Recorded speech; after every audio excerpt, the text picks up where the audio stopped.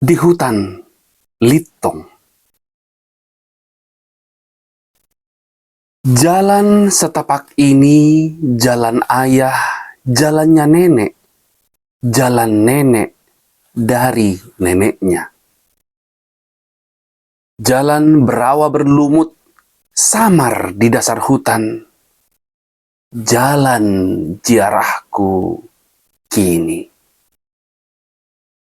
Kepermukiman 8 generasi kini kosong terbuka di tengah rimba. Tanpa hewan, tanpa manusia. Tinggal batu peti tengkorak di benteng berbambu ciut.